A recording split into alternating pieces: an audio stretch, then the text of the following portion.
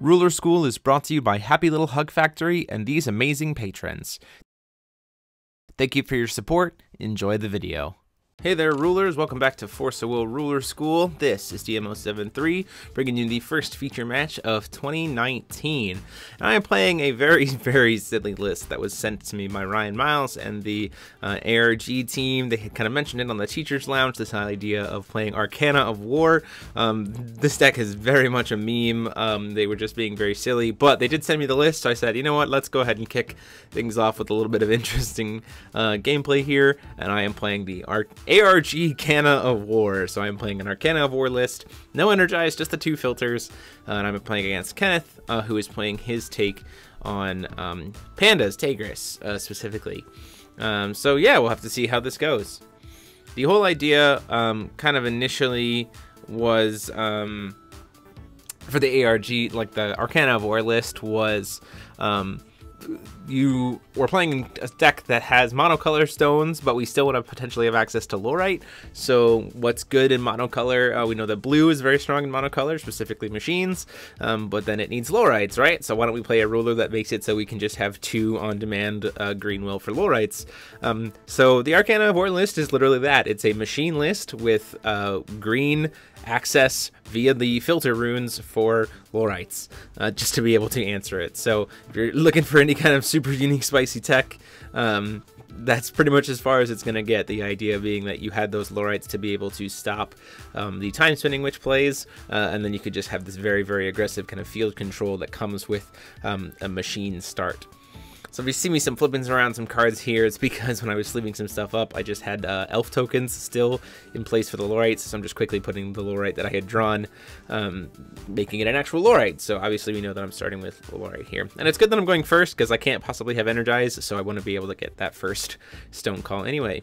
So with that, we start off Magic Stone of Chaos on my side of the field into a first turn Mechanized Knight. It's the 1-drop 5/5 that doesn't recover unless it has a counter on it. Kind of hitting that first stone, basic white stone.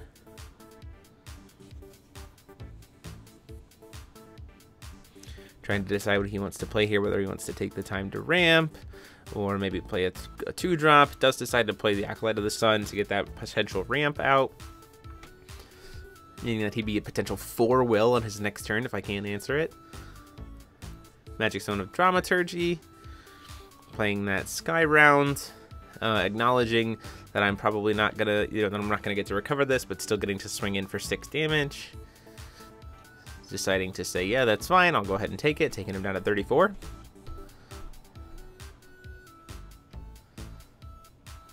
The other reason why Arcana of War was used is because really the only chant runes that you really care about when playing machines outside of maintenance are all chant runes. So this idea being when you play Arcana of War, you can play all of the chant runes.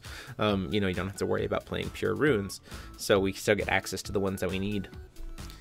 Playing that Panda that's going to get him a gem every single turn. It has Barrier. Choosing to pass the turn there. Goes to my turn, I get to recover everything except my little knight, hitting a Magic Stone of Time. Playing the Skyround Technician, so I can put a counter onto the Mechanized Knight, so next turn he'll be able to recover. Cast Sandstorm to try to get rid of that Acolyte of the Sun. He's going to float the will and go ahead and cast Discovery, so it'll replace it, he'll get another gem. Gets to draw a card. And then at that point in time, just passing the turn. Don't have another 1-drop to play. So if you aren't aware, Arcana of War has these 2 filter counters, so I can, remove 1 and convert a will into another will. But the trade-off for having 2 is that he only has a divinity of 6. So a maximum divinity for this game of 6. Already having spent 1 for the Sandstorm. Getting those extra darkness gems with his little Panda.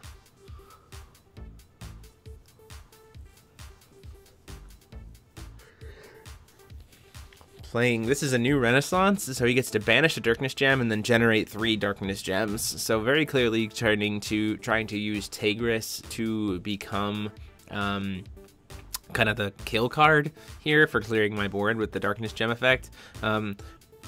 that's actually a really solid strategy. Machines just in general don't really have a lot of J-Ruler hate built in. And so having Tigris being able to flip and potentially have, 10, 12, 13, 14, maybe even 15, maybe even more every single turn, Darkness Gems, it means that he's going to potentially be way ahead. Playing that Ivy, which is a nice little blocker that keeps things tapped down, finally getting to untap my Mechanized Knight. Play another Sky Round here. So now I'll get 2 counters whenever one of my machines enters the field, and all of my machines get a permanent +2 buff.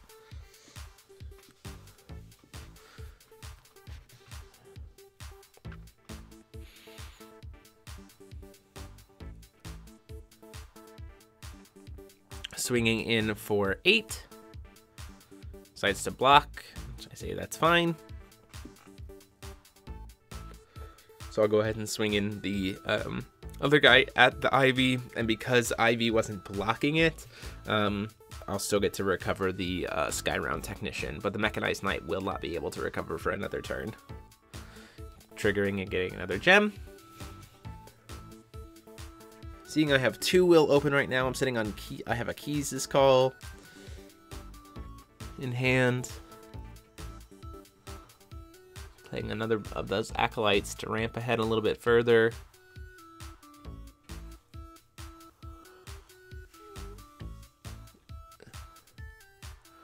Playing 2 will to play a Grimius Fairy. Just the 2-drop 5/5 flyer with Drain. The idea being that he can, try to fly over and poke to get those life gains back. The problem in this matchup, I think, regardless of what ruler I'm playing, is against Pandas, is both of these decks are decks that like to go wide. The problem becomes that by naturally going wide and maintaining that pressure, machines are doing what they want to do, which is generate counters for Lancelot, which gets to be a hard punish for Pandas going wide. So it's this idea, Pandas don't necessarily have a very clean board wipe by themselves, and machines naturally set themselves up for being a board wipe while also applying the pressure. It's not like I have to divvy up my focus on 2 different things. It's just by playing machines with like Sky Round and Vivian on the field and Lancelot's, I'm going to generate those counters that eventually Lancelot's going to be able to just use to nuke the board. So it's a pretty tricky situation. So he's going to play Arrival of the Hero, not to destroy, which I think is an interesting choice here, but instead he's going to use it to make it so all of his Resonators can't take damage until end of turn, and he's going to block with the Grimius Fairy. So he's going to get the damage from Grimius Fairy, so therefore he's going to gain 5. But instead, in response to the Drain trigger, I'm going to go ahead and Keys' Call that, because Drain does create an automatic trigger. So I'll use Keys Call to cancel it, and then they just bounce off each other. And at the end of the turn, he's going to cast another Discovery here, get himself another gem, and then draw a card. See, I have a Sky Round in my hand there, which is going to be pretty nice for next turn, getting to 3 Sky Rounds.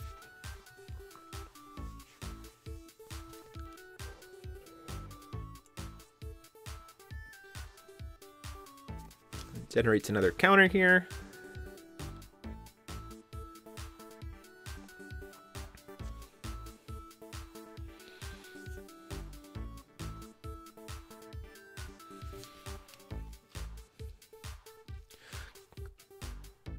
Thinks about whether or not he wants to call Stone or perform Judgment here. I think it's an interesting decision.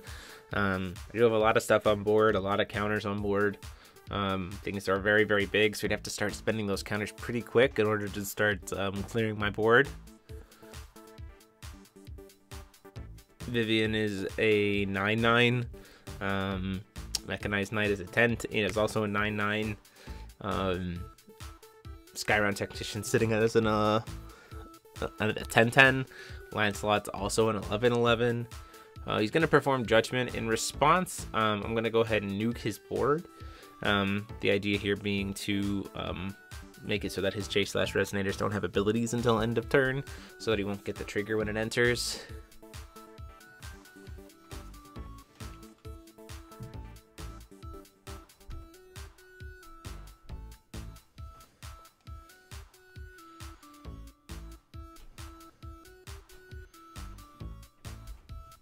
So before stuff enters, I'll go ahead and kill his board off. So when the way this effect from Lancelot works is Tigris will then come in as a vanilla 8/8. He won't have any abilities on him because of the cloud effect generated by Lancelot. So what this means is that he just won't get any extra counters. So he'll be locked in, and I believe at this point in time in the game he has 7. So 7 is, you know, still a lot, but removing the ability to generate going suddenly up to 10 while also clearing his board is really advantageous to me, especially having those 2 Sky Rounds on field, because he's going to have to spend a lot of counters to pretty much kill anything. The Vivian is the only thing right now. Even then, he'd have to spend 2 counters just to kill Vivian, because she's a 3/3, becomes a 4/4, becomes a 6/6, because I left a counter on her with Lancelot. So he's going to spend, he's down to, already spent 4 counters. At that point, he only has 3 left, spends 2 more, suddenly down to just 1 counter. Now he's kind of burned them all, and we're kind of back to square one, where at the same time, I got to generate a lot of advantage by clearing that stuff off the board, while also still keeping a pretty hefty creature. Calling a stone, hitting another Stone of Dramaturgy. The other thing is here is losing my machines isn't that big of a deal. Because I can play a lot of other things, and I do have access to Scrap and Build, which is a very, very strong card. So I can play another Sky Round here.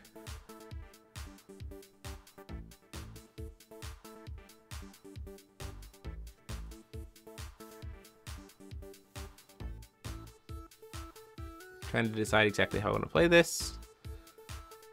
Whether I play the Sky Round or whether I play the Gawain that's in my hand first. Go ahead and swing it in for 9. He's going to go ahead and use the other 2 counters that he had. I guess he had 8 to go ahead and kill it. Or no, oh, sorry. He used 1 to neg it and then caused it to block. So then after it's dead, I'm going to go ahead and do the Scrap and Build. But actually, I decide the other way is better. I play the Gawain. And the idea here being that if I hit a Lancelot, I get put another counter on Gawain. So spend my last will, play Scrap and Build. Remove the 4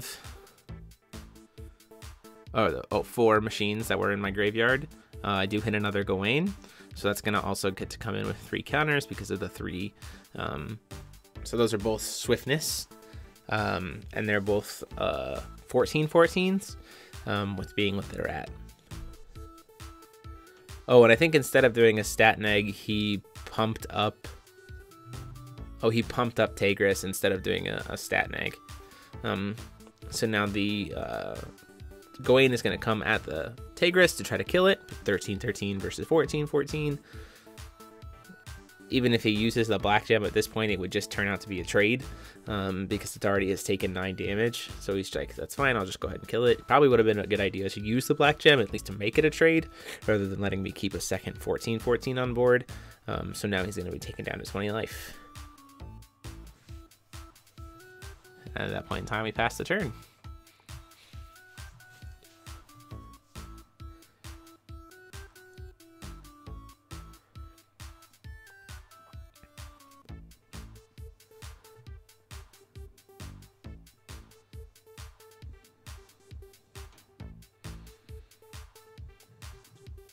And that Panda to generate those counters, mostly just used as a blocker at this point because he doesn't have a way to revive Tigris. Having a barrier blocker to kind of buy himself a little time. Jewel Thief, which is good for being able to tap stuff down. Again, it's kind of a stall tactic.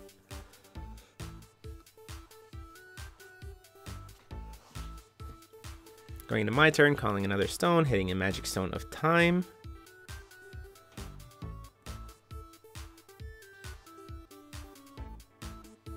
Playing Blessing of the Sun. So this is going to make it so both the Gawains have +2/+2, and at the end of the turn they're going to recover.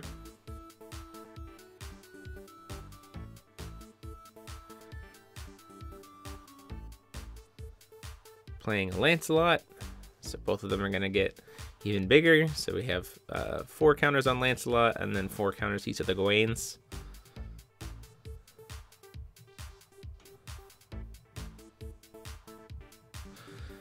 Choosing to go into combat before I decide whether or not to play anything else, I think.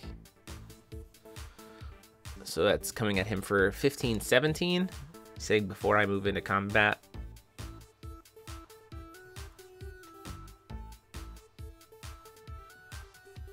coming at him for 17. Just gonna go ahead and block.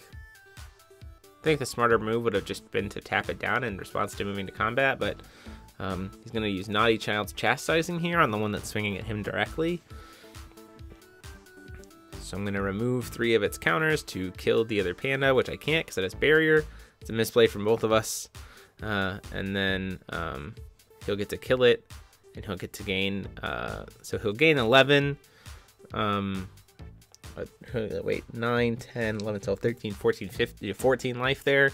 The other guy has barrier. Again, both of us missed that. It's might have essentially would have been the same as if he had blocked it. But keep in mind that things have barrier, so I apologize for that misplay.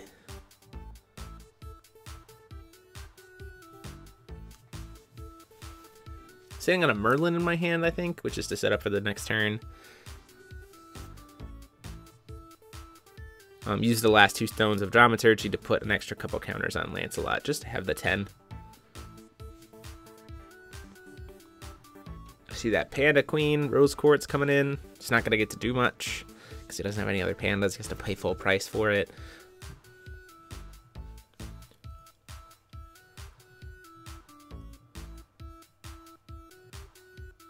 Calling another stone, Magic Stone of Time.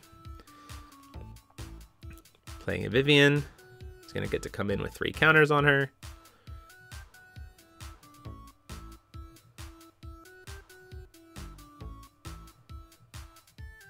Trying to count up here. I start to pay 6, but ultimately I need to only pay 5 will. So there's a little bit of will shuffling that goes around here because I'm going to be playing that the Merlin that's in my hand. The goal of playing the Merlin here would be to go and grab another Lancelot. The Merlin's going to get to come in and get some triggers. The Vivian's also going to get a counter from the Merlin. So everything's getting buffed up significantly.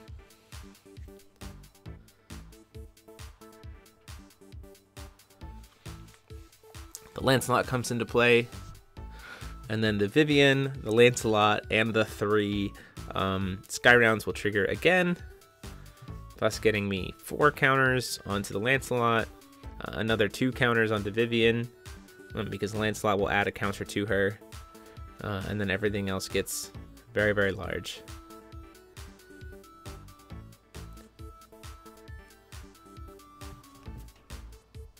Using 2 to tap down Rose Quartz here before we even move into combat.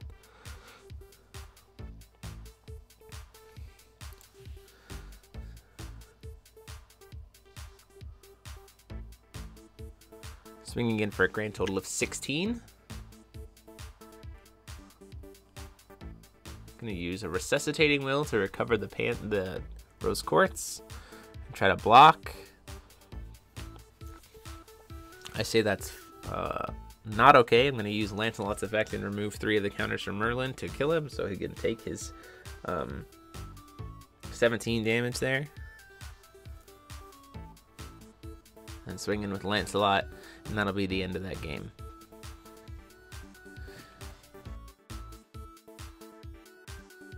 As we go into the next game, don't forget to hit that subscribe button and the bell down below so you're notified when all of our videos goes live, and consider supporting the channel by being a member here on YouTube or checking it out on Patreon for all the cool exclusive perks that come with supporting us. Thank you guys so much. Let's go to the next game. Gonna be on the draw this time. Oh no, I think he decided to go on the play. Put me on the play again. No, he did decide to go on the play, which I think is the smart decision when your opponent doesn't have Energized. You know, force him to be 1 will behind, especially considering how also his deck has access to ramp, so he could be sitting on 3 will turn 2 when I'm just at 1 will on turn 1.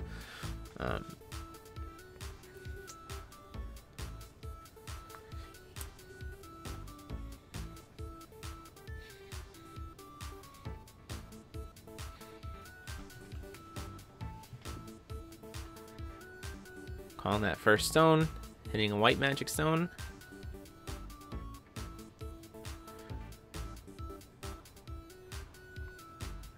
Like I said, there's that turn 1 ramp, so we can drop a 3-drop next turn, which is a pretty advantageous position when your opponent doesn't have access to any form of ramp. You can get ahead very quickly.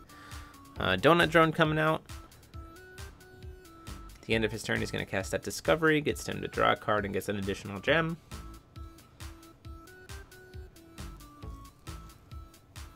Draws for his turn.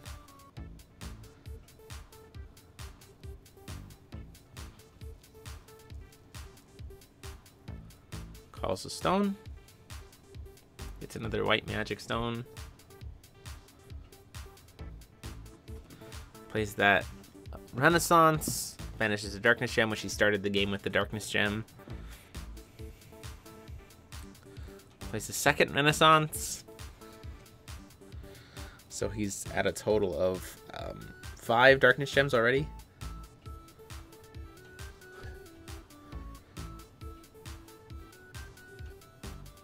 Looks like we might see a Judgment next turn, which would get him up to 8. And then he'll also be sitting on a Flourishing Hope, as well as a you saw the Arrival of the Hero. Knowing that he's going to be ahead of me on Will here, I was like, you know what, let's go ahead and use Sandstorm. Let's get that ramp out of the way so you'll be at 2 Will next turn. I don't want to get outclassed here. And then we're going to go ahead and play that Sky Round, and then poke at him for 3. Take him down to 37.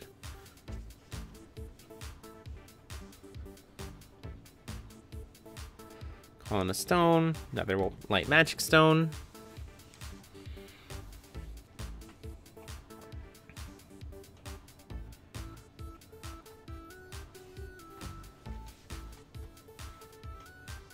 There's 2 here to cast that Ivy. So he's got a lot of, you know, kind of responsive stuff right now. A Flourishing Hope, which turns into a Burgeoning Despair. A Miscalculation, as well as a Arrival of the Hero. Casting that Distortion of Time here, kind of trying to shape my hand a little bit more. So I say, you know what, let's go ahead and play a second Sky Round here. We drew into it off of the Distortion.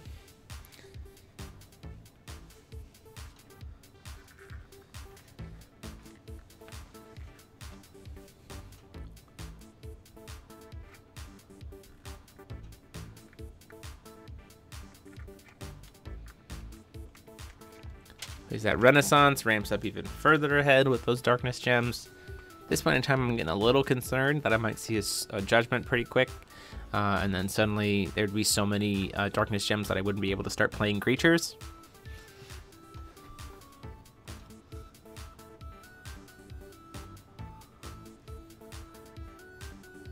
He's thinking the same thing, but then forgetting that he called for stone that turn. Totally make, you know, it's a common thing. You know, you got to kind of remember when you're practicing. You know, you sometimes think, oh man, I've got the will to be able to flip. Oh wait. Now there used to be ways to recover rulers. You can kind of do some quick tricks or things like that. And he is at a pretty stable position now, having that IV2 to be able to set himself up. Playing that Viv, which is definitely not what he wants to see here. Just now that Vivian's 6/6, just because of the 2 Sky Rounds.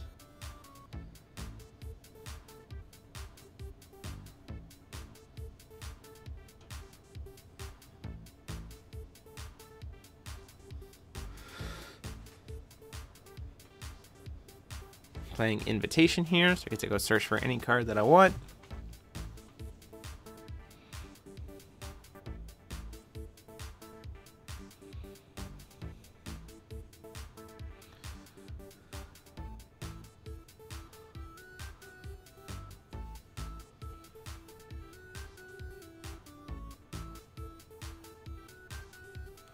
Searching for another Vivian, mainly because I kind of assumed that probably another, you know, he's going to flip here. I have the Lorite in hand to be able to answer it, that he's probably going to spend some of those counters to answer the Vivian right now. So I want to play have another Vivian kind of on the back end, because Vivian kind of really helps control a lot of these matchups. Gonna go ahead and flip. I'll use one of my filters to turn blue into green. I'll cast the Lorite to cancel him, gaining those extra 3 counters, those extra 3 Darkness Gems. So he's gonna be locked in at the Darkness Gems that he has.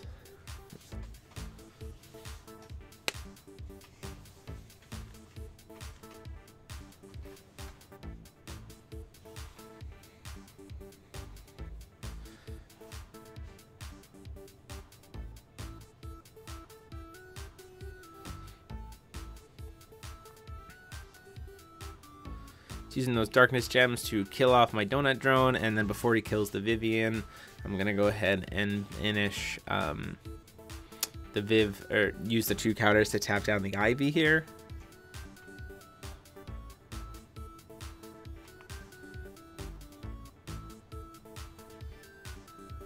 So you see I have a hand still full of machines, which feels really good. It's just a matter of getting them all out onto the field here, knowing that he still has those darkness counters. Play that Vivian, trying to get the triggers to get a couple more counters on it. Make it a 6/6. He says I'm gonna go ahead and just shoot it before it gets those counters, so it'll die. Play a Mechanical Knight, attempt to put those counters on him. He's a 7/7. He has to spend 2 counters to kill it. Otherwise, it'll be come into being a 9/9. At which point he can just use 2 counters to kill it anyway. He says, "Yep, I'm gonna kill that too." So having officially sent all of those guys to the grave, I'm gonna go ahead and do a scrap and build. The hope being here that I can grab something pretty large, like a Lancelot or a Gawain, to start applying a ton of pressure. I do see the Gawain here. There's also the Vivian, though, or the Percival, which feels pretty good just because of the higher base stat line. So it's an 11/11, so it would take 3 counters to be able to kill and go from being a 13/13, which I don't think he has that many counters at this point. I think he still had 2. So if I grabbed the Gawain, he still had a chance to maybe kill it before it gets the counters, whereas Vivian, because that extra 100 attack and defense, will get to survive and can't be black gemmed, darkness gemmed to oblivion. And at that point in time, my rune deck is completely used up at 6 divinity. So I just pass the turn there.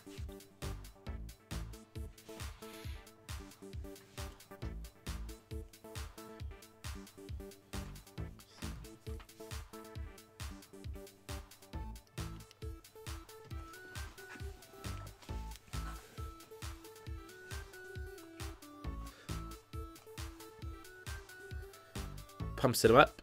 Tigris with the light effect to get a couple gems, banishes light gem to make him a 13/13, so at this point it would be a trade.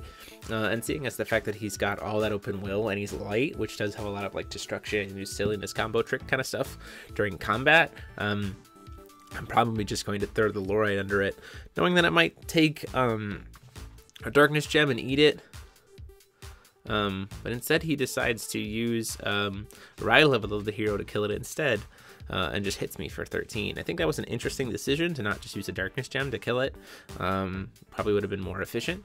He is sitting on miscalculation, like you see there, the Flourishing Hope as well, which puts him in a pretty good spot to be able to deal with any aggression I land down here, especially since I'm not a cancel color. The only stuff I have is the Lorites and the Keys' Calls, which aren't going to do anything against stuff like miscalculation or Naughty Childs or anything else like that.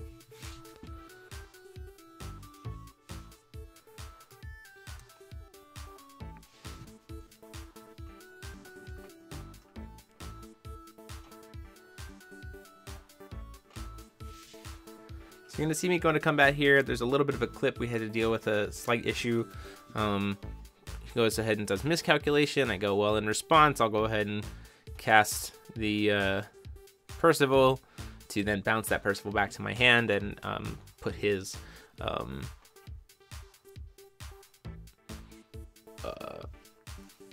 Ivy back in his hand. So this is a situation where if he had still had that Arrival of the hero, that actually would have been really good, because when I cast in the Percival to try to bounce the other one, he just uses Arrival of the hero and kills the Percival, because it's rested, so you can kill it. Or at this type of point in time, I get to keep holding on to that Percival now. And I made it a waste of miscalculation, which feels really good.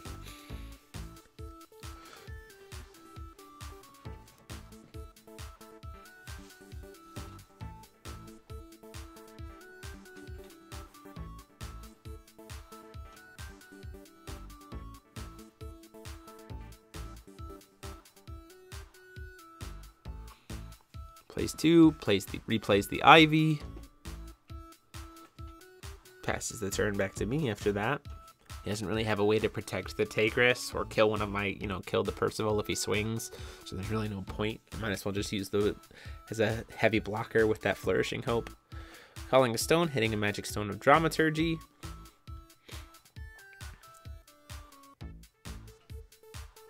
Playing 2 for a Skyround Technician. Gonna put an extra counter on Percival here. Still being cautious to leaf up that 4 open will.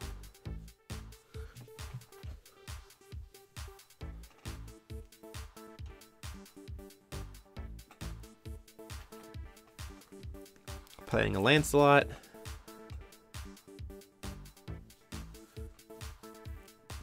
Suddenly Percival sitting at being a 15-15. And at that point in time, I once again pass the turn.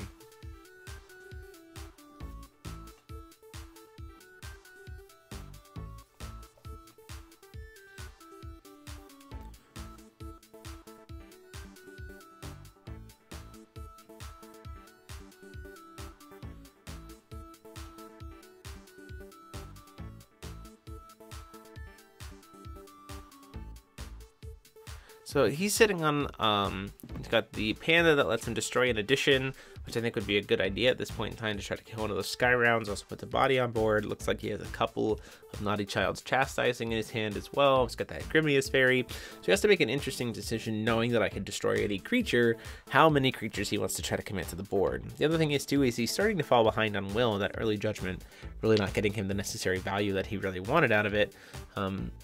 So he has to be very cautious in terms of what he plays because he's only working off of 4 stones. Whereas I'm just constantly calling for stone every single turn because I'm probably never going to flip Arcana. That's not really the point. The Arcana is just there to be able to give me access to Lorite. Getting to come in here with a Vivian. Swinging in for a grand total of 11.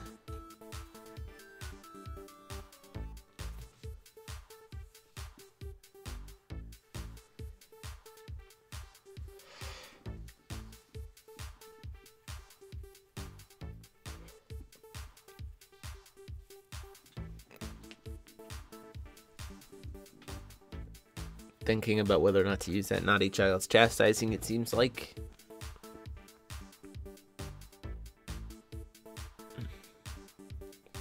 Decides to just block with the Grimius Fairy. So that's fine, he can gain a life, go up to 42. No, I could have keys called there, but ultimately it's not really worth what I want to be doing.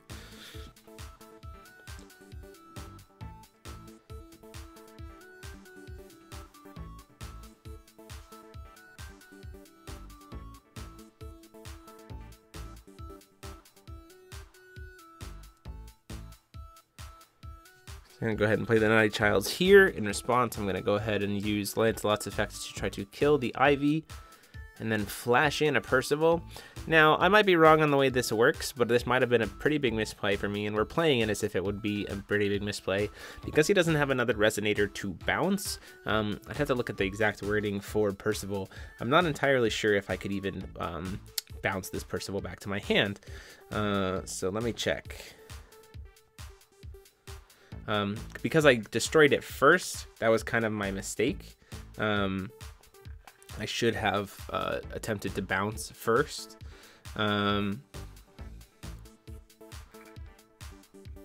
Looks like it wasn't part of the cost, so ultimately I could have just bounced it, so that was a little bit of a misplay on my end. We're playing it though as if the Percival had just gotten killed anyway, so got to gain the life, but because he tapped out, I'm going to go ahead and do that Distortion of Time that was sitting in my graveyard here. And attack him for the Lancelot for another 13. So he gains the life, but then immediately takes a bunch of damage, and he's not going to be able to recover any of his stuff. So again, he's staring at a pretty hefty board here with minimal gems and being able to potentially call a stone, but if he does that, he's practically signing the Death Wish for Tigris. Calling a stone, hitting another Magic Stone of Time. Donut Drone. Machine for Vivian. Gets a couple of counters on it. You're going to see a lot of dice come out on my side of the board.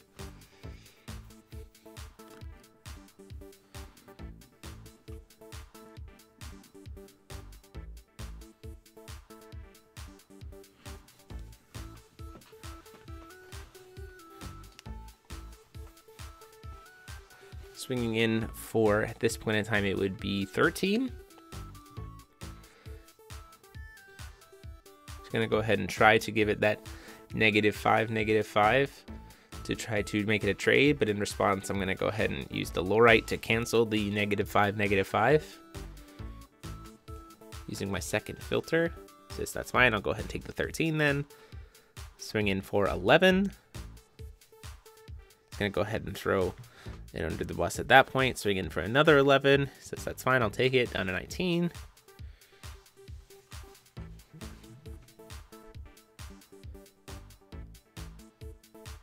Swinging in with the Vivian for 9. Takes him down to 10 even.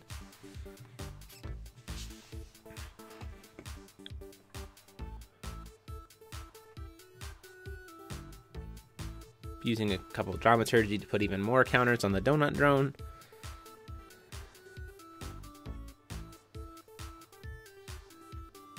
Leaving up plenty of will to be able to play those Keys' calls that are in my hand.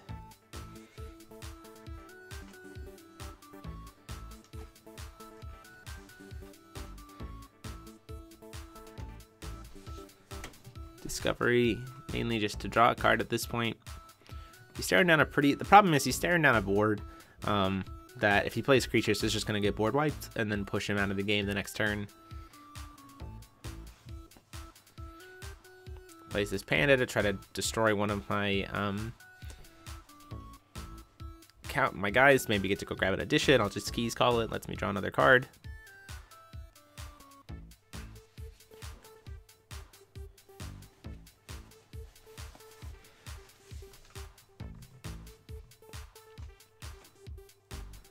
Passes the turn to me. Now Kenneth knows this is lethal on board. However, he's a very good sport, and in the true fashion of this deck designed to be a meme, I say, you know what, we're not going to Cull Stone.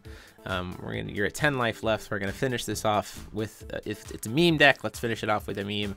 And Kenneth's a very good sport about it, and I'm going to do Judgment on Arcana of War. Now, for those of you who don't know, Arcana of War is just a 4-drop 10/10 vanilla and has no other abilities outside of what it naturally has, you know, those filters on Divinity 6. So it's just flipping over to be a beat stick at this point. I'm going to try to do the finishing blow with Arcana of War just to end the match in a silly way. And again, Kenneth's a super huge sport for being willing to go along with that. Because clearly at this point in time, he could easily just say, no, the game's over. I'm going to scoop. There's no way I can come back from all of these guys. Poke him for 1 with the Lorite. So sure, that's fine. Goes down to 9.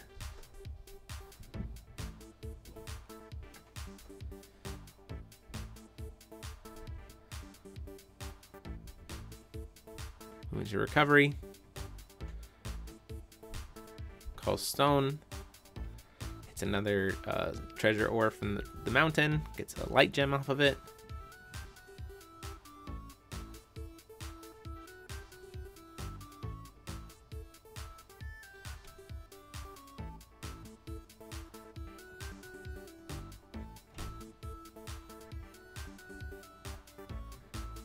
Pays 3 to play the Panda that gets to generate him a couple gems. I say, you know what? Let's go ahead and Keys call that too.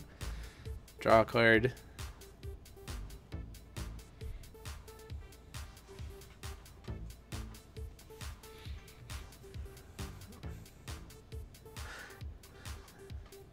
Passes the turn to me at that point.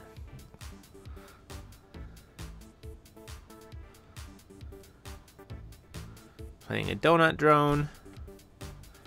Okay, to give the other Vivian 7, you know, up to 7 counters. Get this Vivian another 2 counters. Running out of dice from my dice box at this point. Playing another donut drone. So as you can see there, there's 3, 10, 13, 19, 29, 32, 34, 36 counters on the board, so I can nuke the board 3 times, and then I'll add another 3 counters to the board, so 37 counters, I think. Swing in for 1.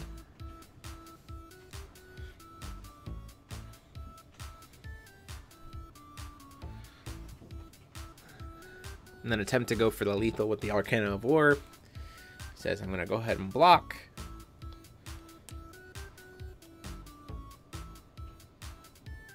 With the Panda.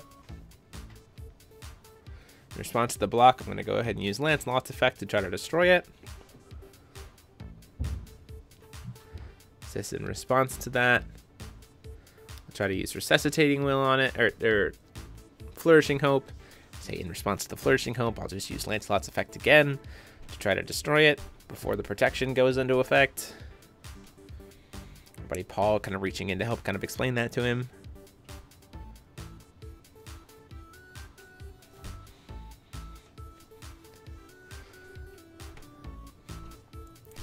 And then before damage, just for fun, I'm going to go ahead and use the 10 counters from those two guys to nuke the board.